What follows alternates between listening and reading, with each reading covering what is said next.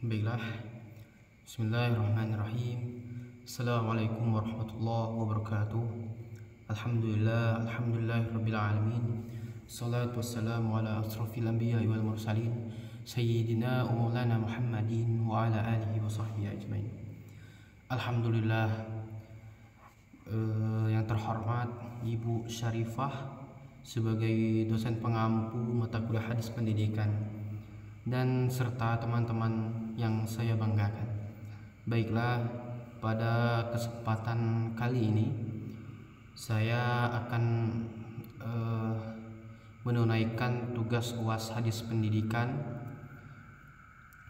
yang mana yang pertama ini ialah tentang penjelasan 3 materi dari beberapa pertemuan yang telah kita lakukan secara bersama, dan beberapa tentang hadis. Baik, yang pertama ini ialah tentang pendidikan ataupun ilmu pengetahuan. Baik, teman-teman sekalian, ilmu pengetahuan ini memiliki posisi yang sangat mulia dalam Islam. Rasulullah SAW menekankan pentingnya ilmu bagi kehidupan manusia dalam berbagai hal. Baik, teknologi yang kita gunakan saat ini itu dihasilkan dari ilmu pengetahuan tersebut. Dengan ilmu pengetahuan kita bisa menciptakan berbagai hal-hal yang baru. Makanya kita dikatakan di dalam hadis bahwasanya an Anas bin Malik qala Rasulullah sallallahu alaihi wasallam talabul ilmi faridah ala kulli muslimin wa muslimatin, yang berarti menuntut ilmu. Dari Anas bin Malik, dia berkata, qala Rasulullah sallallahu alaihi wasallam bersabda, menuntut ilmu ini merupakan kewajiban bagi setiap muslim, laki-laki maupun perempuan. Maksudnya apa? Kita sebagai manusia itu dianjurkan, memiliki kewajiban untuk menuntut ilmu, baik itu laki-laki maupun itu perempuan. Kenapa? Menuntut ilmu ini hukumnya fardu ain, bukan fardu kifayah. Apa itu fardu kifayah? Ya, ini diwakilkan oleh orang lain. Berbeda halnya dengan menuntut ilmu. Kita sebagai umat muslim, siapapun itu wajib untuk menggali ilmu, menuntut ilmu, mencari ilmu. Kenapa? Karena ini merupakan kewajiban kita sebagai seorang muslim ataupun sebagai seorang manusia. Makanya ilmu ini banyak bermanfaat untuk kita dan untuk diri orang lain juga. Makanya kalau tidak bisa bermanfaat untuk orang lain dari ilmu kita, alangkah kecilnya itu bisa bermanfaat untuk diri kita sendiri. Tetapi lebih baiknya khairun nasi anfa'uhum linnas, sebaik-baik manusia itu bermanfaat untuk orang lain. Makanya ketika kita mengetahui tentang suatu hal, jika mereka nggak tahu tentang hal tersebut, maka kita akan memberitahukannya. Oh, gini tuh gini loh, caranya itu begini loh, begitu. Kenapa? Al ilmu bila amalin kasyajari bila samarin. Ilmu itu, ilmu yang tidak diamalkan itu bagaikan pohon yang tidak berbuah. Percuma kita punya ilmu yang banyak, percuma kita mempunyai segudang ilmu, tetapi di dalam pengamalannya itu nol, tidak ada hasilnya. Makanya ilmu pengetahuan ini sangatlah penting untuk kita. Itu terkait tentang materi pertama, yakni ilmu pengetahuan. Selanjutnya ialah materi yang kedua, yakni kewajiban kita terhadap orang tua.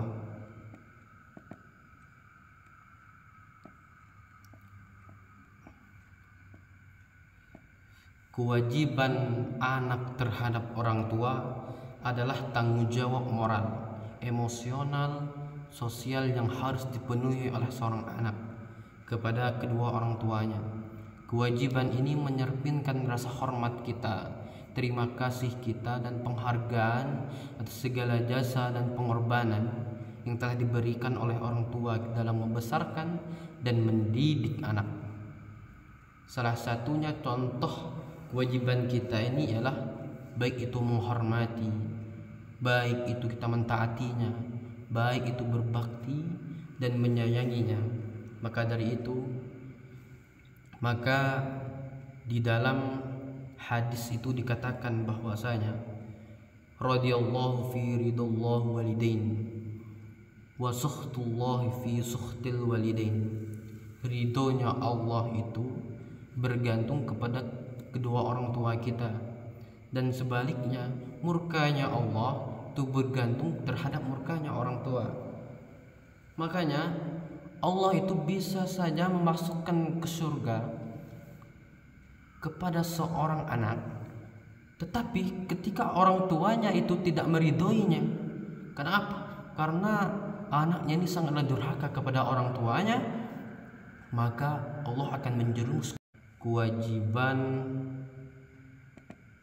orang tua terhadap anak. Kewajiban orang tua terhadap anak ini adalah tanggung jawab yang harus dipenuhi oleh orang tua, baik itu dalam mengasuh, baik itu dalam mendidik dan melindungi anak agar tumbuh menjadi individu yang sehat, berpendidikan dan memiliki karakter yang baik. Kewajiban ini mencakup berbagai aspek yang meliputi fisik, emosional, pendidikan spiritual, dan sosial. Kewajiban bukan hanya kewajiban anak terhadap orang tua itu ada, tetapi kewajiban orang tua terhadap anak itu tetap juga ada. Maka di sini adanya yang namanya timbal balik. Ada anak ke orang tua, adapun orang tua terhadap anak. Baik, ini selanjutnya ialah orang tua terhadap anak. Lalu apa bunyi hadisnya?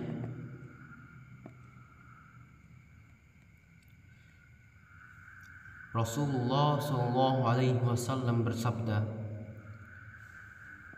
min haqqil waladi 'alal waladi thalathah asya, an yuhsina ismuh idza wulida wa yu'allimahumul kitab idza aqala wa yuzawwijahu idza adraka. Yang berarti, hai anak dari orang tuanya, hak anak dari orang tuanya itu ada 3. Apa itu? Yang pertama ialah an yuhsina ismuh, memberikan nama yang baik ketika anak tersebut lahir. Itu ya, kenapa? Nama itu juga berpengaruh terhadap anak. Misalkan kasihlah namanya Ar-Rahman, Ar-Rahim, pengasih dan penyayang. Ini bisa memberikan efek ataupun dampak terhadap anak tersebut. Makanya nama itu kasihlah yang nama yang bagus, nama yang baik-baik. Jangan kalian kasih nama anak kalian Kirtun. Kita itu ketika memberikan nama anak terhadap anak kita, itu alangkah baiknya kita itu mengetahui apa sih arti dari nama anak tersebut. Ini nama anaknya dikasih Kirtun, monyet. Tahu-tahu anaknya lahir itu ketika besar itu mukanya juga mirip monyet. Maka dari itu kita Alangkah baiknya mencari nama-nama yang baik untuk anak kita. Misalkan Al-Fatih, misalkan Al-Badrian, misalkan Alvin Saputra. Insya Allah itu nama semua baik juga kok. Walaupun nama arti dari nama saya ini ya Alvin itu sebenarnya alfonnya ini 1000. Ya, kenapa? Karena ketika orang memberikan nama uang 1000 aja saya kasih ambil. Kenapa? Karena arti nama saya juga itu 1000. Karena minimalnya ketika orang ngasih saya 1000 pasti saya ambil. Itu apalagi 100.000. Tetap juga saya akan ambil juga. Itu hak yang pertama. Yang kedua ialah wa yu'allimuhumul kitab idza aqala. Ya, ini diajarkannya Al-Qur'an ketika sudah berakal atau tamyiz, atau ketika sudah cukup umur. Contoh, ketika anak kita sudah umur 12 tahun misalkan, alangkah baiknya kita memasukkan anak kita ke sekolah yang menurut kita itu baik untuk anak kita. Apalagi itu di pesantren, itu lebih baik pula. Apalagi dipondokkan, itu lebih baik pula. Kenapa saya kalau bisa ya, saya lebih memilih untuk mondok daripada tidak mondok. Beda rasanya orang yang mondok dengan orang yang tidak mondok. Karena apa? Karena saya sudah berpengalaman. Saya 3 tahun di MTS tidak mondok, di MA mondok. Itu perbedaannya itu sangatlah luar biasa, dan juga efek dari semua itu sangat besar untuk saya. Ya, karena apa? Karena ketika saya tidak mondok ketika MTS, itu pengaruh dunia luar itu banyak yang masuk. Kegiatan saya ya main dan main, apalagi main game online, apalagi itu FF, itu udah setiap malam itu. Aduh, kalau masalah top up wah susah lah. Makanya kalau bisa berikanlah pendidikan yang baik. Bagi saya ketika orang tua itu menyuruh anaknya untuk sekolah di pesantren, alangkah baiknya dia langsung memondokkannya, karena itu efeknya itu lebih terlihat, lebih berdampak. Lalu lanjut lagi ceritanya, ketika saya SMA ataupun MA Madrasah Aliyah, itu saya dimasukkan ke dalam pondok. Karena pada saat itu saya itu dipaksa oleh kedua orang tua saya. Kenapa? Gak ketinggalan sama HP, sama handphone. Itu masalahnya. Lalu ketika saya awal-awal masuk pesantren, 1 minggu saya nangis di belakang pintu itu. Padahal di Mesuk juga itu pondoknya, tetapi saya gimana ya, nggak bisa meninggalkan HP tersebut, tidak bisa meninggalkan game tersebut. Tetapi seiring berjalannya waktu,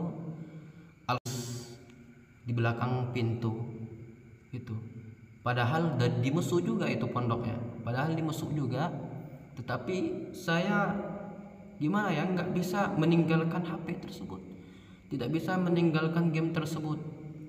Tetapi seiring berjalannya waktu, alhamdulillah saya bisa menyelesaikan 3 tahun di Madrasah Aliyah. Di situ otak saya itu berjalan. Saya lebih banyak untuk berpikir ketika saya mondok daripada tidak mondok. Kenapa? Saya berpikir percuma saya mondok 3 tahun, tapi ujung-ujungnya enggak dapat apa-apa, malah menghabiskan uang saya, dapatnya enggak apa-apa pun, dapatnya enggak apa-apa.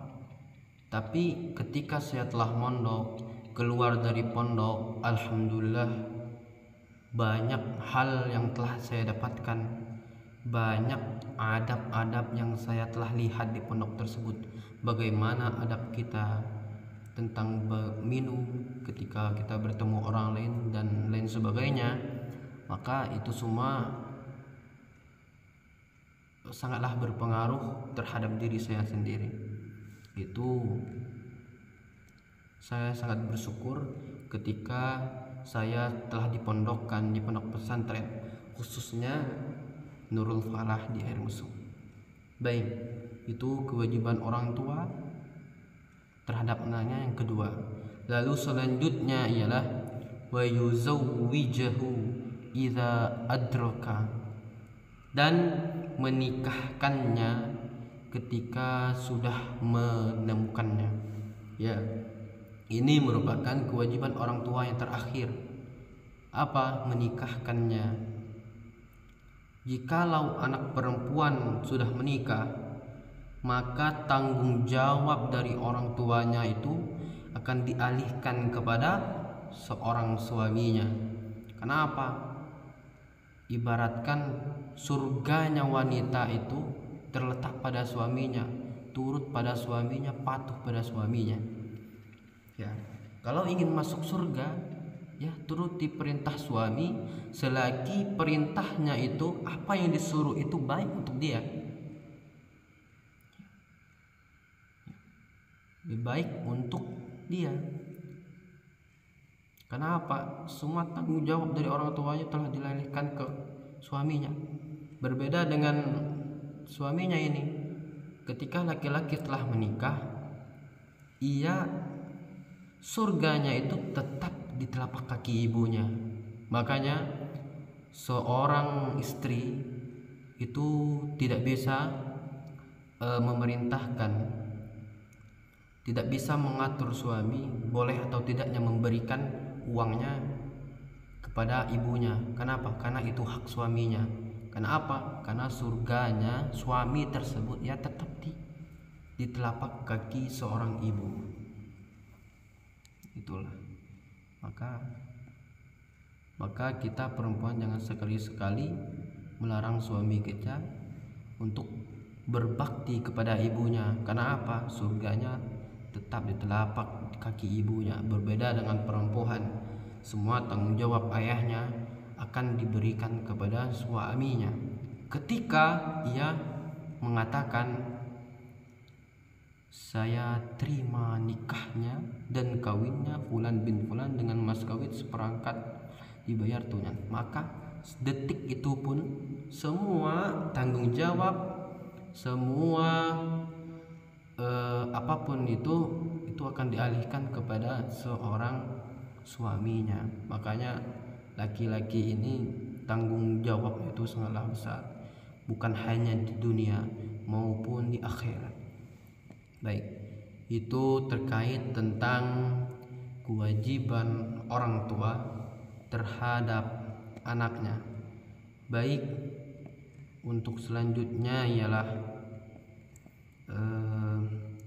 solusi apa yang bisa kita berikan sebagai calon pendidik untuk bisa menyelesaikan tantangan yang ada dalam mengimplementasikan pendidikan masyarakat kini. Sebagai calon pendidik, ada beberapa solusi yang bisa kita tawarkan dalam mengatasi tantangan dalam mengimplementasikan pendidikan masyarakat. Antara lain ini ialah mengaitkan materi pendidikan dengan budaya dan kebutuhan lokal agar lebih relevan dengan kehidupan sehari-hari masyarakat. Melibatkan pemangku kepentingan lokal seperti tokoh adat atau agama dalam proses pendidikan. Selanjutnya ialah peningkatan kesadaran dan sosialisasi, mengedukasi masyarakat tentang pentingnya pendidikan melalui sosialisasi dan kampanye yang melibatkan tokoh masyarakat setempat, menggunakan media sosial, seminar dan kegiatan komunitas untuk memperluas pemahaman tentang manfaat pendidikan. Ya, contohnya di sekolah-sekolah itu kan kan ada sosialisasi gitu kan tentang apalah itu, misalkan tentang pendidikan, apa sih manfaatnya itu pendidikan, apa sih itu ilmu pengetahuan, apakah memiliki efek ataupun dampak yang baik ataupun buruknya juga adalah apakah memiliki. Tapi ilmu pengetahuan ini sangat memiliki dampak yang sangat besar untuk kehidupan ataupun kesejahteraan manusia. Kenapa sampai sekarang ini kita tapi kita menggunakan teknologi, yang mana teknologi ini diciptakan oleh akal pikiran manusia atau bisa disebut dengan ilmu pengetahuan. Lalu kita dari tadi ngomong tentang ilmu